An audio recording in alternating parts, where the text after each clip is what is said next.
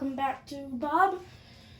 And I just forgot the chair. So we're just gonna do it like this. So I hope you guys have a good time watching this, and this is Bob, and I am going to react to A Quiet Place Explained by an Idiot. Now this guy really is really funny, so I hope you guys enjoy this, and let's start. This is gonna be a good one. Oh, an ad. Why is it always an ad? Always an ad. Welcome to this very silent location. Post-apocalyptic America. Midge running around a pharmacy. But actually, he's a kid. He sits down next to his sister and they throw up gang signs, aka they use a silent Oh my God. to communicate because A, she's a deaf bitch, and B, there are giant fucking monsters roaming around with super hearing that kill anything that makes too loud of a noise. Probably should have lived with that. Now let's meet the rest of the genetically related gang. Emily Blunt, who's very silently scavenging meds for her third dumbass child, and Jimbo, the sperm provider. And it's time to get to go. But right before they leave, the smallest Krasinski almost drops a toy and wants to take it home with him, but then Jim takes it and defuses the bomb, saying that it's too loud and that it can't have it, using gang signs, of course. But why not give it to him now, degenerate Jim? The batteries are out, the bomb's defused. What the fuck? He's just gonna take it as soon as you turn your back, which you do, fucking moron. But hey, what do you know? I was wrong. He doesn't take the toy. His dumbass sister gives it to him. Then she turns her back on him too to leave. And what do you think he does? He takes the fucking batteries. Why is everybody turning their back on this idiot? No. I can already tell Why? that runs deep in this family. Anyway, they walking home and they thought of almost everything on how to travel silently and safely, like walking barefoot to make less noise and walking on pre-laid sand to make even less noise. But emphasis on the almost everything, because they're traveling in the wrong order here. The right order is supposed to be parent up front, reading the party, and parent in the back watching the kids do possibly loud antics and stopping them from doing that so they don't fucking die. Which in all honesty might have avoided what is about to happen next. Which is dumb infant who's traveling at the back of the pack, puts a battery in the toy and makes a noise and gets rugby tackled slash fucking deaded by a sound whoring monster, despite his dad's best efforts to save him. Which, by the way, he was the furthest away and he had to pick up his other sick child and run over to get him while his wife was just standing there like a buffoon. I mean, it's not like she could have saved him either, but still, how is this helping? You're not screaming, okay, cool, when that actually would have helped because, you know, self-sacrifice and all. And wait, no, why don't they have a monkey bomb? They'll never play COD Zombies. It's been like 89 days since the apocalypse started, right? And no one has thought about. I hate this family. I hate this family so much. I hope they all die. Fast forward to day 472. Here's a shot that basically screams movie exposition at you, so just pause the video here and absorb this information because I'm too lazy to explain it. They're living on their farm in the basement of their barn, I think, trying to find help on radio signals and shit, and their mother is preggo, not the wisest choice to have a baby in such a predicament, as I'm sure they are aware, but whatever, maybe they ran out of condoms and birth control to scavenge, or Jim forgot about the oldest birth control trade. This is, okay. Doesn't matter though, they seem prepared with soundproofing and stuff, and they eat fish. Kids play Fish! Monopoly does this job of ruining families because a dumb kid accidentally knocks down this fire light. I forgot what his name is called. Noise and fire, which Jim points out, and he tells them to shut the fuck up. They hear a noise, he looks out the window, and he's definitely getting jump scared by something here. Yep, there you go. Predictable as fuck. A couple raccoons drop down, fall off the roof or whatever, and while they're wandering off, talking about doing ASMR by rubbing their stillborn's head against the microphone, they catch his hands from the sound horse. Does this hurt, by the way? No.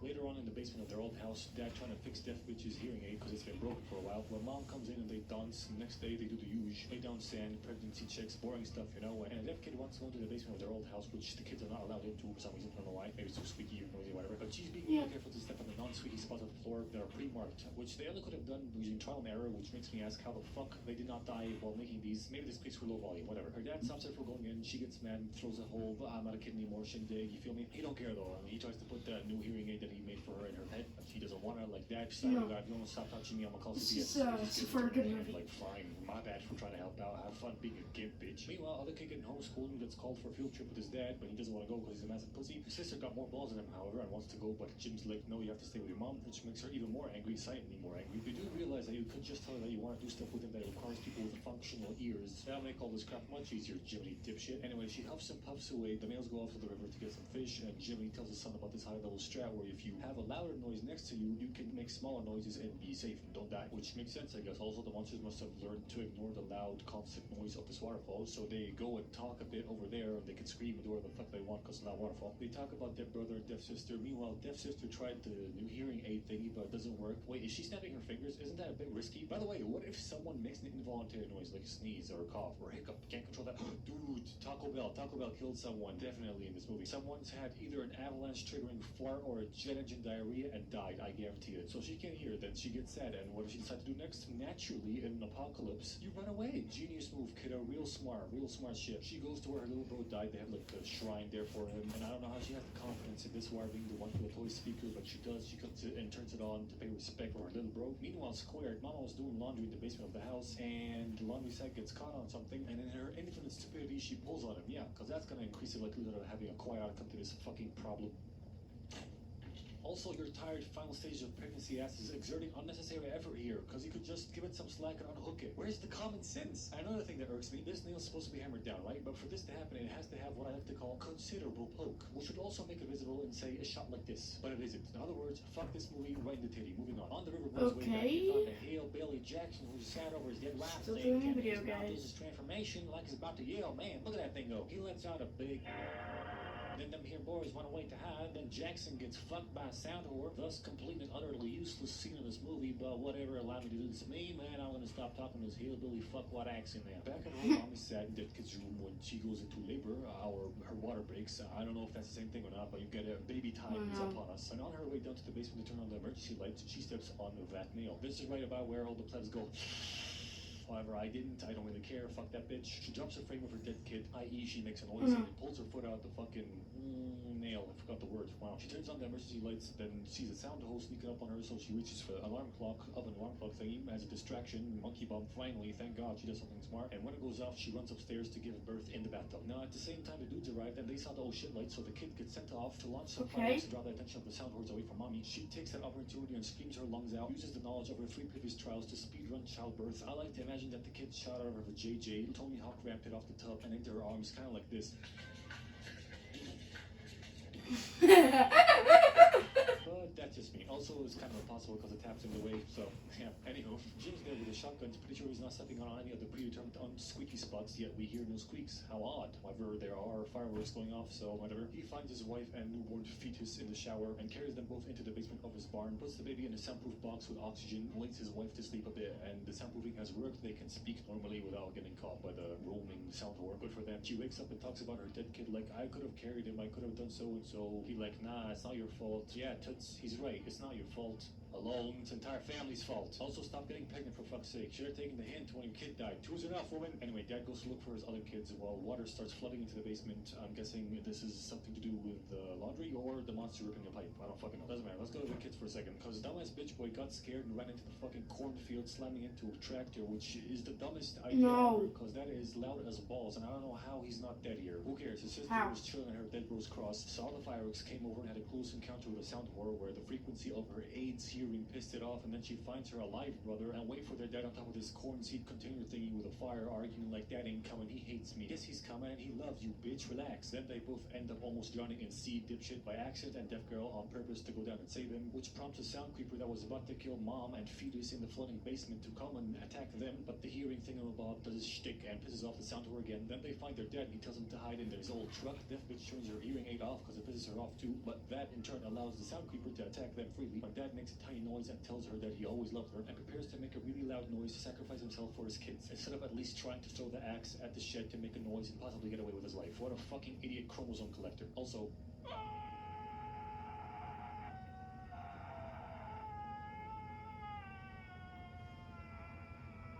really? That's No. in your final moments. But also, on the set, yes. Someone like, oi, muppet! You call that a face? More like an armadillo's asshole, you fuckhead!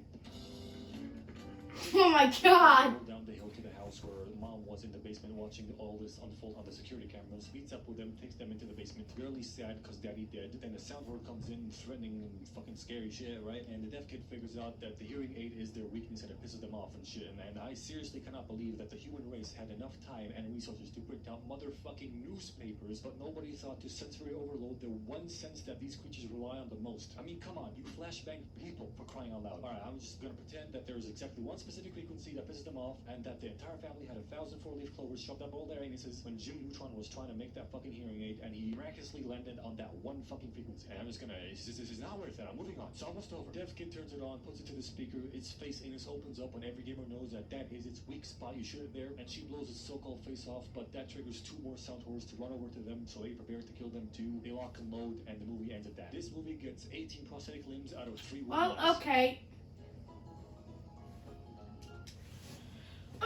guys, so this is gonna be different. We're gonna actually watch 2 of his videos this time. If you don't want to do it, it's The Hunger Games Explained by an Idiot. So let's do that again. 3, 2, 1, let's go again. Parents are going on a cruise without We're scared and we know whose fault this is.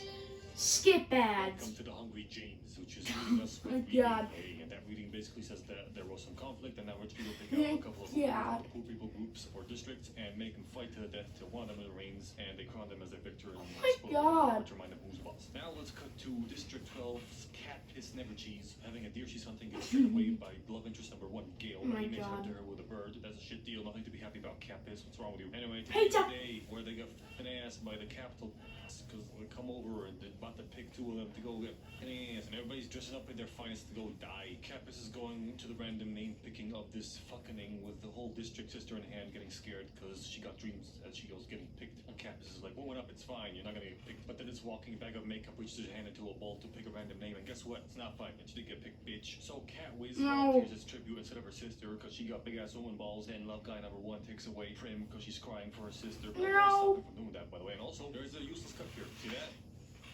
I know it's there. I know I'm pointing it out, but it's there.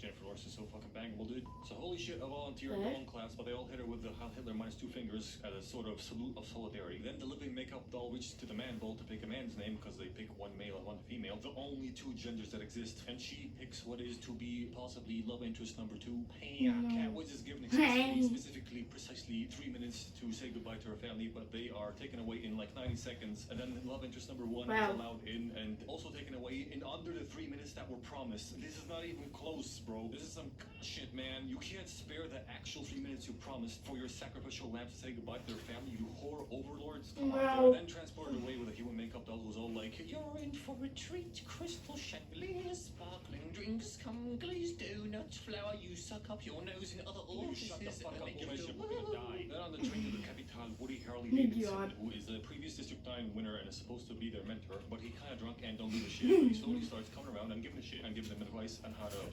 whatever, survive or win or whatever.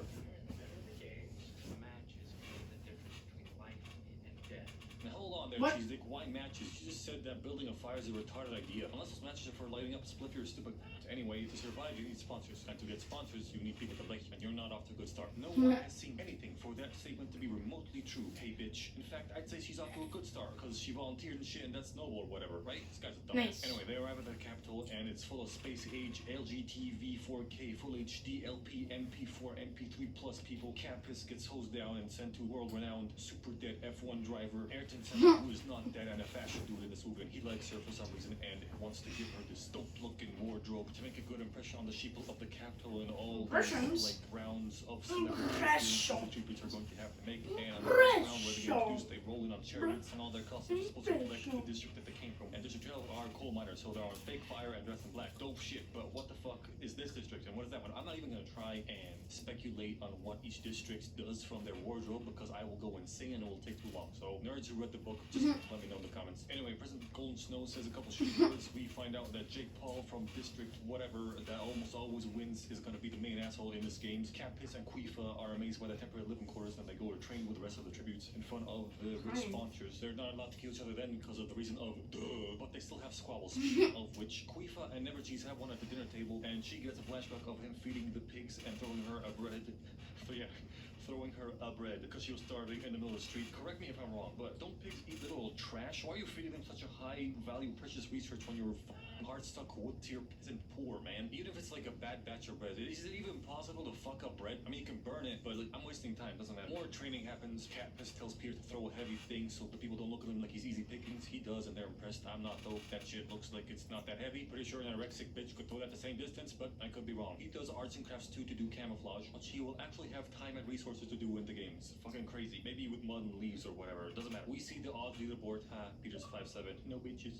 Then on one of the days before the games, the distributor's supposed to show off their skills. So Kat's gonna shoot a bow or shoot an arrow, whatever. And Pete's like, as opposed to shooting homosexual. Dumbass. Anyway, she goes in and first shot, she shoots gay. She whiffs the first shot, but nails the second one. Only problem is the rich white people stop paying attention after she whiffed the first one. So she shoots an apple out of a pig's mouth in the room they're in because the idiots are so cocky they don't have protective safety glass in between them and the tributes. And that obviously gets the morons' attention. And this very high risk, very high reward strategy pays off because they give her the highest rating of 11. President Jon Snow tells the flamboyant game maker that he's a dumb autistic fuck for giving her such a high score. Like, what the hell? She shot an arrow at your head, you fucking moron. But it was good shout though. Did you say shout? It was good. She could have killed you, man. It is good though. She showed asshole, my man. What you say? This is good for business. My fucking lord.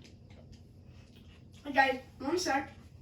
I am going to go to the bathroom. You guys keep enjoying this. What? I don't understand. Just to throw out some. Then all the tributes do interviews. She does well with the power of bullshit and a flammable dress. Then Peter gets his interview and he says that there's no way in hell he can get with the girl he likes because she came here with him. And that's a 2000 IQ power move because now Hey Bitch can sell the idea of the Star-Crossed lovers to sponsors and hopefully get some sponsors. Next up, they get to the day bitches die. Speaking of bitches, Hey Bitch is in an elevator with cat piss giving her some last-minute life-saving advice. So I accidentally Because plain only cares threw the trash in the toilet, but I got it out. It's fine. The room that got the tool that lifts them up into the game location area. Because after the plane ride with the peasant, she met up with Senna in that room and he gave her a jacket and 30-second countdown began that took actually 60 seconds to finish and she was put in a tube and got lifted up. So who was Peter with? Was he Wee. with makeup doll? Man, that would suck. That's the shit end of the stick. Anyway, who gives a shit about Peter? She gets sent up and after another countdown ends, Peter fully embraces Hey Mitch's one like a bitch advice. Catfish goes for a back first though and almost gets killed doing so, then runs away like a bitch too while a bunch of unimportant characters we don't care about murder each other in the middle of where all the weapons are. She gets to a safe place, inspects her shit, Okay. plays Rust IRL, gathers resources. Rest IRL? Sheesh! Tree while the game makers watch like pervs. And the night she sees that someone made a fire, she's like, rookie mistake. They die, obviously, to the hand of a newly formed alliance, which Peter is a part of, only because Jake Paul wants to keep him alive so he can get to Catfish, because he has a massive hard on for killing her, apparently. Don't know why. And she's obviously disappointed. But nevertheless, next day she makes her way to somewhere, which Okay, I'm gonna go throw out something again. is Not in the the toilet. play area or games, and they decide to turn her back around. Holy shit, I didn't know Leafy was in this movie. God damn. Anyway, they decide to turn her back with fire. Yeah, fireballs and fire. Okay, trees we're good. On her. They keep hurling that shit at her until she gets hurt and ends up falling into a river and gets spotted by Team 10. And they chase her, but she has better climbing stats than them, so she evades them by climbing up the tree. She also has better shooting stats than them because they missed 2 shots, and Peter suggests that they wait for her to come down because she eventually has to come down, and they kill them. And they all agree because they are retarded with skulls that are filled with cobwebs. Because any sane Oh my god. try to climb the tree without the sword, or at least try to stab the sword to help them go up the tree, or shoot them from a different angle. But no, they're dumb. Who cares? Oh god. This is hurt. So Haymitch talks to some white people, aka sponsors, and gets her a care package in the form of a packet of his jizz, in the form of a packet of magic Vaseline that heals her burn wound overnight. And in the morning, she wakes up before the idiots on the ground, and this kid tribute that is in another tree points out a nest of super wasps to her that if stung causes a lot of pain, an acid trip, and if stung too much, you fucking die. So she starts raw dogging the branches on, trying to cut it down with no protection at all, which causes her to get stung a few times. What any sane human being would naturally put on their hoodie and pull the strings till their head becomes akin to a uncircumcised penis, and pull the sleeves of their jacket over their hands for at least a semblance of protection. But no, she too is a dumb but whatever. The thing drops and kills one of them. Lucky hit is the one with the bow. She steals it, trips balls, and Peter tells her to run away. And next thing she knows, she's been passed out for 2 days with Rue having taken care of her. And Rue catches her up with the deets of what happened. See, 2 people have died, and Team 10 has stockpiled all the weapons and resources and stuff in the middle of the playing field as bait. So the dynamic duo of Rue and Catfish come up with a plan to destroy that shit. See, Rue's gonna distract them with fire, and Catfish gonna destroy the shit somehow. And she's like, we need a signal. We can use the mocking gaze. What are those? They're birds that mock gay people. We can use the mocking jays, so they'll repeat whatever sound you make. Observe, can I get a hoya? So they set the plan in motion, distraction in action, and Team 10 leave one behind to protect their ship. Then some other shit happens, that's unimportant. Basically, the important stuff that happens is Catfish uses archery and fruit mines to blow up their ship. And right here, I'd like to direct your attention to Loki, the only reason I wanted to make a video about this movie, which is her nails. Because they keep changing both in length and cleanliness throughout this entire movie, sometimes in the same scene even. Unwatched, I am appalled. Just kidding, I don't give a fuck, but I do feel better that right now. Moving on, they killed that guy for not doing a good job of watching out. Cat just goes back to Blue, who finds her trapped in what looks like the most escapable net trap ever, you dumb bitch. And after freeing her, Okay. Killer shows up and attacks. Miss Never Cheese counterattacks and kills him, but the bad news is the child is dead. Very sad Rooney for Miss Miss Never Cheese and the kids district. And when she gives her a flowery send off, they all riot in District Nice. 11, and the capital don't like that. So the main game maker wants to kill her off, but Haymitch is like, don't do that, man. Make the people vote for Young Love. And Snow's like, hey man, you do what you want to do, but at the end of the day, it's your ass on the line, and my foot that's gonna go up if you fuck up. Now don't worry, Young Love is good out there. And he makes an announcement basically tailored for Kappas and Queefa, saying that there can be two winners if they originate from the same district. How this Hot Wheels bearded degenerate window liquor is at all convinced by Haymitch's argument is beyond me, but whatever. She goes looking for him at the river where Rue said she goes looking for him at the river Nice. where Rue said he might be, and she finds him having visited the local arts and crafts store because he camouflaged himself into a fucking rock, my guy. Rook! Whatever. Rook! And she apparently used up Sorry guys, I sat on my controller. all her magic healing semen mix and didn't keep any for later because that's definitely the only injury she's gonna sustain throughout the whole games. Dipshit. Anyway, they hide inside a cave, fake some romance for the cameras and sponsors till they get a soup care package. And another announcement is made that there will be an extra care package for each district, each of the remaining districts that is, in the middle of the play field tomorrow. And she goes to get the thing against Peter's wishes and sees a ginger zip by and take her package. I don't know why this dumb hoe didn't take the rest of the packages with her or at least knock them down. That's what I would do. I mean, at the end of the day, you are in a competition trying Wow. to kill each other. Okay. Right? Anyway, Catwiz runs her package next and gets attacked by this dumb slut. They have a cat fight and she mocks her and Rue, but then Big Man Tyrone, who's from Rue's district, shows up and kills that and tells Never Cheese that he'll let her live, only this time for Rue. Although the only thing he heard was the bitch he killed mock hers and Rue's friendship. He didn't know anything about her trying to save her and her taking care of all that shit. But okay, Catface gets back to Pitta. The package turns out to be one more magic Vaseline healing potion. They lube each Cool. other up, and next day they are healed and they go scavenging. And a ginger bitch dies on poison berries. No. Scavenging and too stupid to notice that they were poisoned. Luckily though, he didn't eat any of them. Now it's only them, Big Man Tyrone, and Jake left. So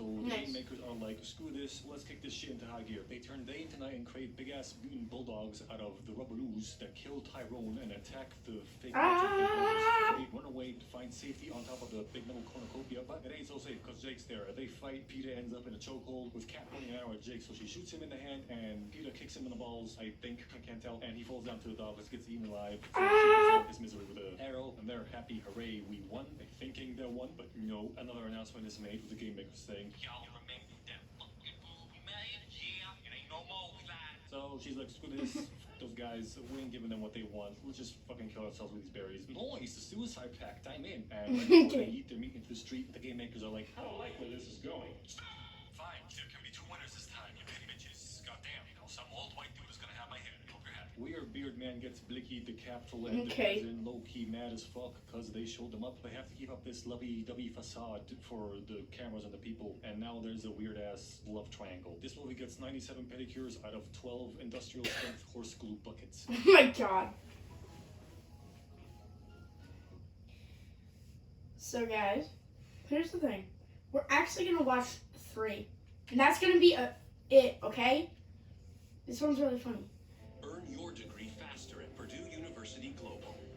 With over 175 Welcome to Encanto. It starts off with Nana telling little Marble about this magic gift she's about to get from Magic Candle, and she's like, is this shit magic? Damn right. And she tells her Nice. this whole story, how she ran away from home when she had 2 babies because I'm guessing what our Americans evicted them or took their land or whatever, and Oh my their God. husband, so they're obviously Latino or Hispanic. Is that the same thing? They're Okay. Hisplatino annex. Listen, I'm ignorant and stupid. Just go with it, okay? So he dies, she cries, and Candle's like, don't cry, watch me go Super Saiyan, and gives them a bunch of mountains and a magic house. Amazing, amazing, amazing. Kills before attack us, let's do. And when her children came of Okay. age, this miracle candle also gave them all a gift. So, like, when they hit puberty, or is there a set age? Oh, wait, maybe a blank door just pops up, and that's when I know it's time. Anyway, Okay. so don't know if that is, and get a gift, aka a power, and so do their children, and so on and AKA so forth. power. And the generation also get gifts and shit. And they made a community that they help with their powers and stuff, and this is the day that Marvel gets her gift, capiche? Then we got to grown up Marvel helping set up the house with the house while singing about her family's gifts to some children. But fuck that shit, because I was spread the cheeks of movie explosion my own way. See, Candle give gift, and Nice. will get gift, get a door, and that door leads to a room that is magically bigger on the inside than it is on the outside. Kind of like your mom's pussy. And the first person is obviously Grandma. Don't know exactly what her power is, but I am guessing that she's the keeper of the candle because the candle's in her room, and the person the house listens to the most, or something like that. Keeper of the flame, whatever. Next, her daughter, Okay. Mom, who can heal people with food, super useful power. Next, skinny depression, and his other daughter, she can control the weather. It looks like more with her emotions than her brain, which is kind of a shit deal Okay. because she's a stupid emotional freak. Oh, Next, on a okay. third kid, Bruno, who has Voldemort status among his family. If my parents or anyone is watching this, just let you know. Bad luck, bad juju. One day after one of his visions, he left. Also, extra information about him. To I didn't use his mean power, he needs a for big this empty guy space with lots of dry to say sand. curse Kind of words and like stuff. your hospice. Next to grandkids, Rady Bitch got 3 kids. First one being acoustic, and by that I mean she can hear everything everywhere. It's gotta be Nice. like a set limp. Sorry on accident. Right, like a radius. we're good. Also, IMO. It's kind of a shit tier burden of a gift. Next kid of hers is a troll 88 with a troll power, which is shapeshifting. Next of her kids is little Antonio, who's gonna get his powers today, but let me spoil it for you, he can talk to animals. Next, Healy, but she got 3 kids too. And we got 3 kids, I don't know why. One of them is Okay. super strong, and the other one can make, wait for it, flowers. Another baloney tier power. But even worse than that, we got Marvel, who didn't get shit. The fact that these kids are Okay. I am just as special as the rest of my family.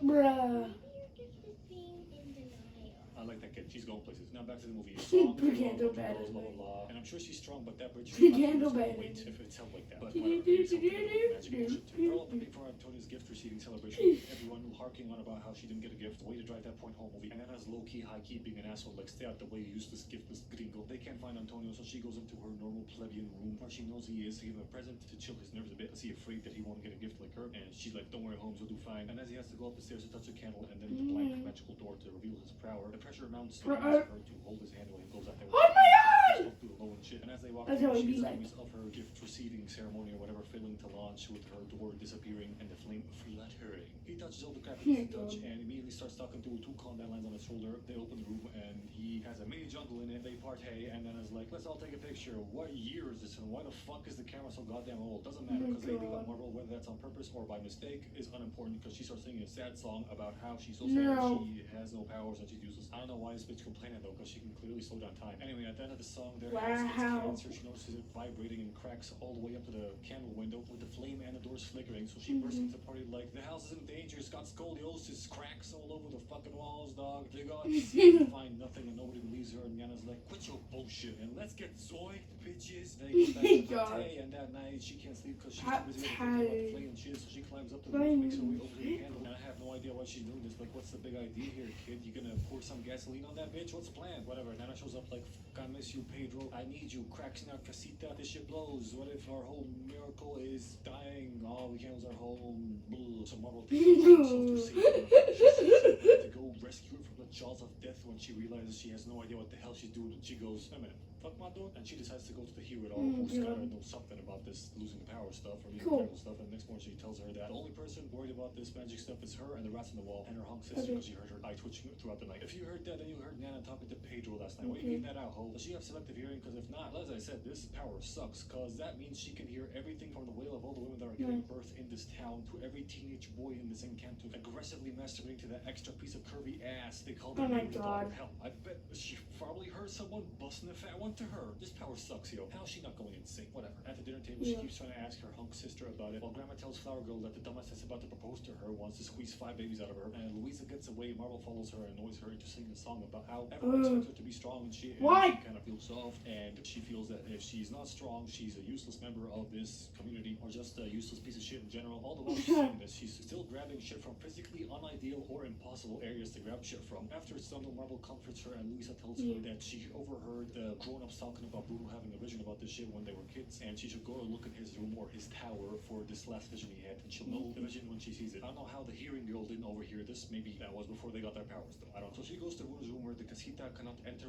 for some reason because it's deactivated. Yeah. I don't know why, but it's big as hell, full of sand, and she goes up to the tower on a bunch of stairs, jumps a scap with a makeshift Indiana Jones rope, and then goes into the spooky empty vault and finds glowing green shards of glass in the sand. And while the door shuts on her and the place starts falling apart, she speedruns collecting all this green glass and tries to get out before dying. Kind of like how I'm speedrunning saying this bit because I have a lot of shit to say about this crap. Number one, why is the room deactivated when he technically did not leave? Number two, this door's clearly gonna close on its own. Why didn't you prop it up with a rock or something? You fucking stupid retard taco. It can't be open from the inside. That's besides the point. She didn't know that till the last second. Number three, she gets out of the room, right? But how the hell did she do that? That rope is clearly gonna sail right there, if not further back. You're telling me she jumped all that shit? Suck my fat cock, movie. Number four, she didn't hurt herself at all digging for these shards of glass super fast. Although she cut herself in a broken piece of clay, she's retarded. Whatever. She gets out, and while they prep for Flower Girl's boyfriend to come over and propose to her, she asks Weatherhole about Bruno, and basically the whole family goes into song about how they're not supposed to talk about Bruno while talking about Bruno, and how evil he is being sort of a jinx and shit. So she does the green glass puzzle and sees herself in front of her house, broken house, and her dad sees this and she tells him everything, and he's like, everything's fine, no one has to know, except Mega Ears, and she snitches at the food table. Mega Ears. Whatever.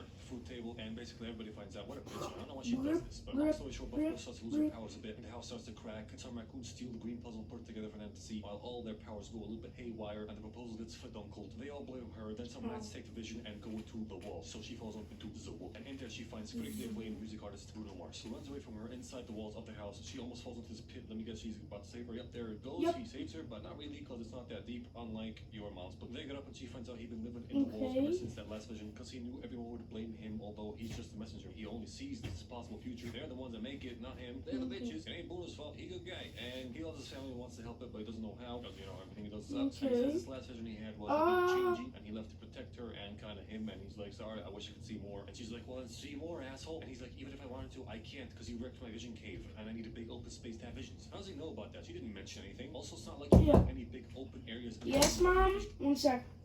Hey. I'm making a video. Bye, Dad. Have fun. It was my dad. Sorry. Cave dickhead. Anyway, the rats all Anthony everything, and he offers up his room for the visioning. They use it, and they see what looks like the same shit, but more. There's a butterfleur, and the candle gets brighter when Marble hugs her flower sister, which pisses her off because they got queef between them, because she thinks that she's Miss Perfect and always has everything going her way, and Miss Perfect thinks that she is always in the way and is a moron, I guess. Yeah, so Bruno leaves and she goes into her sister's room, and they fight, echoing the shit I just said a second ago. By the way, this is the last room we see, and I am fucking pissed, man. I want to see the rest. Does Buff Girl have a gym in her room? Does Morph Boy have a bunch of pictures of random people on the wall that he can morph into? Is Marvel's mom's room just MasterChef? Does she have Gordon Ramsay in her room? I don't know. Also, this host power's only actual use is making a room smell good and help bees make honey. Also, she can make ropes. Fucking fantastic, bro. But if someone's dying, all she can do is provide flowers for that sucker's funeral. That's it. Useless power. That changes though, because she goes into a song about how she has all this pressure to be perfecto in this Encanto and like get a lot of babies from this dude she doesn't even like, because her powers are so damn useless. She's still of more use being a goddamn baby oven. That's basically what she's saying here, okay? But now through fighting and pressure and song and whatever, she makes a different type of plans, and she's happy she made something new and different, expressing her imperfectness and whatnot. All I really see, she can grow crops. For you, kid. Anyway, more song and dance. They hug shit out, and the flame gets spider shit gets fixed too. Nana sees them, and she gets mad as hell. Like, what are you doing, Mirabelle? What are you doing with my perfect baby maker? I'm fixing the miracle. No, you ain't fixing shit. Four Eyes, you're breaking it. You're the one ruining the gift with all this pressure. Wants to be perfect. Nothing's ever good enough for you, saggy tits, wrinkly pussy. Saggy tits, wrinkly pussy. At least I got some dick, unlike you, you eternal eunuch. You should be in the box floating down the river. I'm sorry, they're cursing a lot. They can't do through their house too. And I want to make this not endangered because the casita is falling apart. A couple of them try to save it, but in doing so, I mean, they lose their powers while doing it. And the one who actually succeeds to get to the candle and grab it is Marble, while they all get shepherded out of the house by the house. Bruno juggernauts his way out the wall. And the house protects Marble from itself falling apart. The candle oddly melts out super quickly, and the casita is dead. And these boards should not fall to the outside like that if they're propped up like that, but whatever. They're all Marble's pretty sad, so she runs away through the cracked mountain. They're all looking for her, and we get this shot. I don't know why panning to them for this one line seemed out of place, unnatural, and just a bit forced. Not gonna lie. Who cares though? Saggy Pocahontas finds crying Marble at the river where she got the gift that fucking nuked the yellow-haired, blue-eyed horse wife that killed her hubby. We get a bunch of memories of her with her husband and her kids and stuff, and when she got the gift and grew old, and you see all the kids with the pressure of living up to her expectations while she walks past their rooms. And wait a minute, Bruno's room's not walk pastable. Fuck. Anyway, more memories of how the horse riding assholes force people out of their homes, and she like, I've been given a miracle, and I was so afraid to lose it that I lost sight of who was actually for, and now I'm the reason it's broken. Oh my god. And Marble's like, don't say that, homie. You suffered so much alone, and you were given a miracle because of you. Blah de blah de blah. I think there's gonna be a second this divisional location. Oh my god. I think. Flies all around. No, that's not flies. Butterflies all around. And they go back home to their screwed up house. Bruno re-enters the family sphere, and they're glad he and Marble are back. They're all like, we'll be okay, but the shapeshifter dude's like, what if we don't have a house? What? We don't have a house. I can't say we don't have a house. What is that? Not a house. They go That's funny. Last godforsaken time of this movie, rebuilding their home with the grateful, helpful townspeople. Also, I'm guessing Marble's gift is taking Nana's place when she finally does float down the river. They build their house again in like a day. Ear bitch gets with this guy, and with a final doorknob touch, the house comes back to life. They all get their powers back. They don't get a new candle though. Nice. So what are all the future generations gonna touch to get their powers? Doesn't matter. This movie gets an Empire State Building and a Burj Khalifa. Okay, everyone. That's gonna be it for this video, and I hope you guys had a nice time watching this, and I'm sorry you cursed so much, and I hope you have a good time. I will see you next time, and